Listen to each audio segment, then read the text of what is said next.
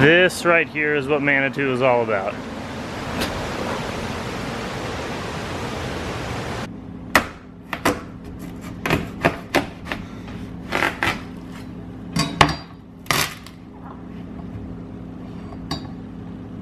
So I would say about 60% of the material that I learn at college is completely worthless to me being happy as a person and accomplishing my goals as a vegan activist and as my career. I'd like to talk about what happened before the Big Bang. This is the Big Bang. So why do I go to college? Because I hear a lot of people on YouTube talking about that. If you're interested in just being an activist and influencing people in the plant-based movement, there's not really a reason to go to college. And I go to college for 4 main reasons, I would say. The first one is that I am financially privileged to go to college. So for me, going to school and paying for it is not going to totally ruin my life in terms of not being able to travel and not buying quality food. The second reason is learning, obviously the information. So I don't say that I know everything. I obviously need to learn more. I've been in college now for 2.5 years and I've learned so much information, a lot of valuable information. Now, a lot of that stuff that I've learned is complete bullshit. For instance, having to go through things like calculus and probability and statistics and random history requirements. Those are things that I do not need in order to accomplish my goals as a vegan activist, and sometimes it can take away my time, and that's really frustrating and really annoying. But the next 2 reasons of why I go to college are sort of things that make the sacrifice of wasting some of your time sort of worth it in the long run. Now, in college, you do so much networking. I've been able to make lifelong friends, meet teachers that have helped me professionally get summer jobs and internships, and also I've got to bring all of these vegan speakers into my school like Rich Roll, Gene Bauer, Susan Levin, Ocean Robbins. I've got to do that because I applied for funding from my rich institution in order to bring these people. So I couldn't have done that out of my pocket, but because I'm attached to a school, my opportunities are so much greater. We have so many amazing facilities and gyms and speakers that come, and that just stimulates my knowledge and is totally worth it. And the last reason of why I go to college is the certificate that I'm going to get at the end, because graduating from a good liberal arts school is worth something in our society. I'm sure a lot of people throughout my career over the next 5, 10, 20 years are going to ask where I went to school, and they're going to consider it valuable that I got a college education. So do I think that people who go to college are inherently smarter? No, not at all, but a lot of our society does think that. So those are some of the reasons of why I go to school.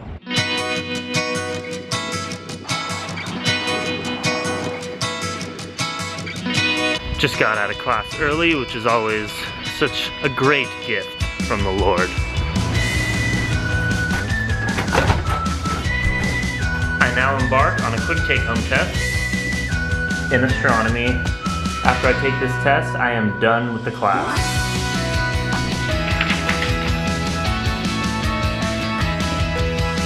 I'm headed home now, just turned in my test, so I'm done with my class for the next 5 days, which is awesome. Gonna go home, make a banana smoothie, and then plan the rest of my day. Here has been my go-to lunch smoothie. First, 3 medjool dates. Next, 5, 6, or how many you want, frozen bananas. 1 cup of soy milk, some kale, spirulina, little hemp seeds,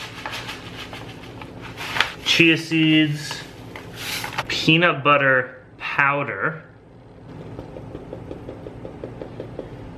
coconut, and lastly, a little cinnamon.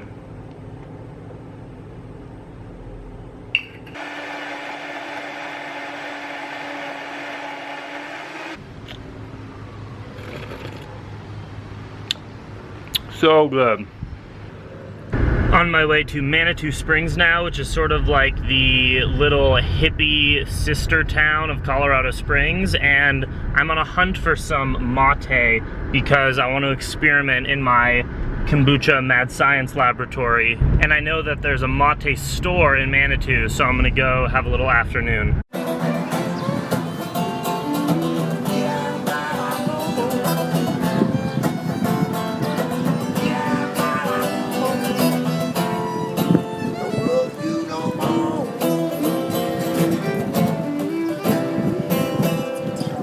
This is an entire store devoted to rubber ducks.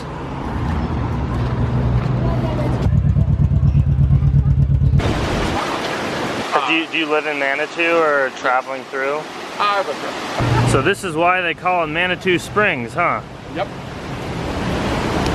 Tastes like club soda, kind of. Interesting. Drop a tab of Alka-Seltzer in there and that's what you got, that taste. Yeah.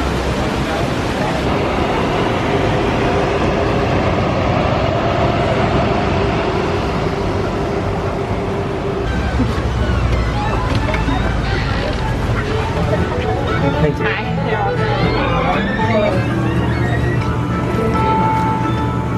How much will that be?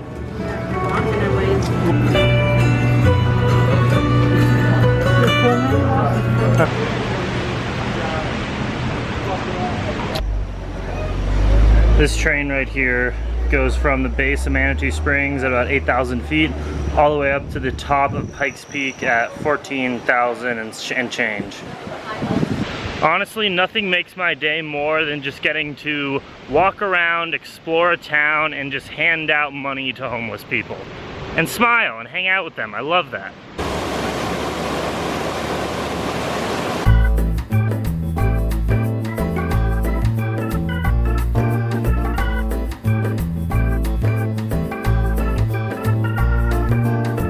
Question and answer. So I have them right here. I got 5 questions and the questions are really good, so that's a plus, but come on. A lot more people listen to this than 5, so ask more questions next time. I'm gonna try to get to every single one of them as concise and efficient as possible. So the first one is from Jan B on YouTube. She says, I've started my own YouTube channel and I think I have the same camera you use, the Nikon one, but the footage quality is so much better on yours. Do you recommend anything to improve that? I'm not sure. I don't know that much about cameras, and right now I'm filming on a Canon G7X, but once in a while I use the Nikon, but I don't know, I just use it. And then she says, I've also just moved to a new town and I'd like to become an activist. I just don't know where to start. Do you have any ideas? That's a really good question. And the thing is, it doesn't matter where you are, you can always be an activist. So you can be an activist on the internet by making YouTube videos and influencing people that way. You can also be an activist by encouraging your family to go vegan. But if you're in a new town, I recommend starting a meetup group. So go to meetup.com or start a Facebook group and try to find like-minded people in the town and build sort of a vegan community so that you guys can have a presence. And then you can put on events and encourage other people to come in. And also having a YouTube channel is just the best way because you can take it wherever you want and you're always influencing people. Next question is from Aaron Notrella on YouTube, and they say, any tips on how to tell my parents I am vegan? They won't be too keen on the idea. I was really lucky in that I didn't really have any pressure from my parents. They were definitely hesitant and worried about me, but they never got mad at me for this. And what I say to people that have this situation, because for most people it's a hard thing to break to your parents and they get angry, but at the end of the day you need to remember that you're your own person and that you need to do what's best for you and what's in your moral framework. So if you really think about it, the fact that other people are mad at people for being vegan is insane. It's like actually bonkers. So you need to remember that they're not acting from logic or from their heart. They're just thinking of socially constructed norms like robots, that you're gonna be unhealthy and deficient and not a good person if you're vegan. So what you should do is just live your lifestyle, do it, and encourage them. Say, make really good food and say, look, this is actually vegan. You would eat this normally, you just didn't know that it's actually vegan.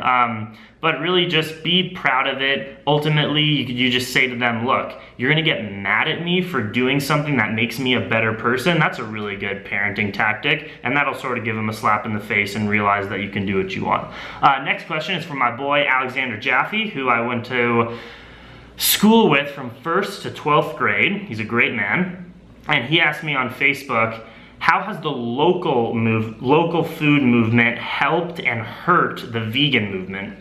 Really good and interesting question, because I think it's done both things. First off, it's great for the vegan movement in that you can buy local produce and veggies and fruits from local farmers. That's awesome, because it's the most sustainable way to eat the most sustainable food. It's a double whammy. But it definitely has, I don't know if I want to say hurt the vegan movement, but it gets people confused, I think, the word local, because a lot of people take local as the highest level of sustainability and even ethics a lot of the time. But you can buy local, unethical, almost factory farm meat at a local farmer's market. These animals were still abused. Their mothers were, their babies were taken away from them, from their mothers when you buy local organic milk. And ultimately, these were beings that were born with an exact date for them to be killed. So a lot of people buy local meats at a farmer's market. That doesn't mean it's ethical. It also doesn't mean it's healthy. I tell people all the time, the health vegan movement is not based off saying that most meat is filled with hormones, so that's why it's bad for you, and antibiotics. The foundation of animal-based protein, as proved in the China study, is the building blocks for chronic disease. So whether this is a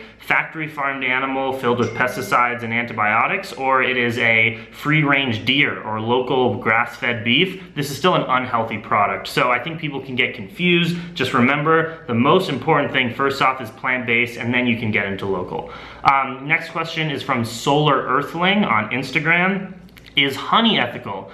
Great question. And yes and no. So if you're buying conventional honey, a lot of it comes from China. These these bees have been smoked out in their hives. They've been sedated, being shipped all over the world. And also the farmers take 100% of their honey at the end of the season, which is their food source, and they feed the bees high fructose corn syrup throughout the winter in order to survive. Obviously that's not ethical, it doesn't make sense, and it's just not very nice.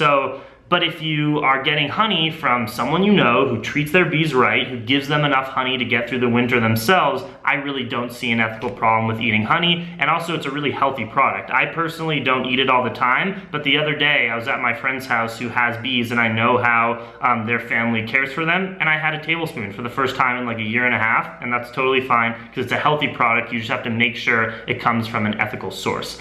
And the last question comes from Hannah Briss on Instagram. How did you start meditation, and is this the reason you can keep such a busy life without being overwhelmed? Well, thank you for saying that I do a lot and that I'm not too overwhelmed, and I think that's kind of true. I'm a little overwhelmed in that I'm always doing stuff, but I make sure to have that grounding foundation and practice so that I don't go crazy. And how did I start meditation? Through yoga teacher training. I didn't have a consistent meditation practice till I went through teacher training and heard about the benefits and started doing it with people that know how to teach it, which is not very hard, just telling you to focus on one thing, whether that's a mantra, a song in your head, the ticking of the clock.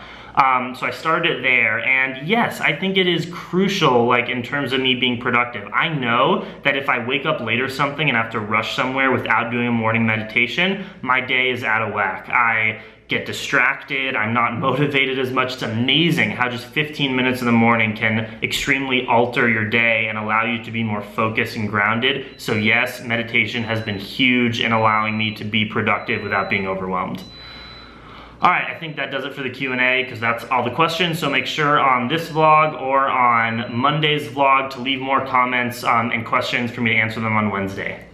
What were these mushrooms called? Hen of the woods.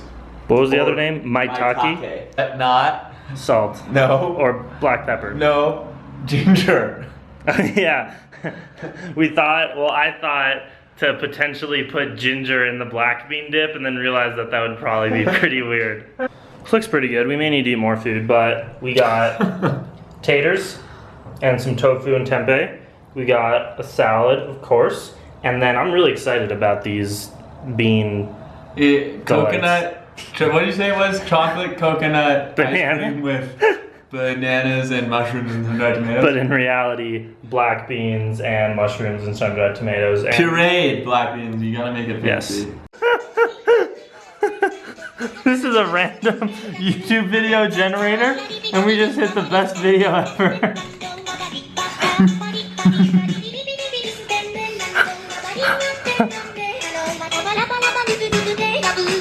How many views? I bet this has I'm going 250K. Really? Yeah. I think it has like 5,000.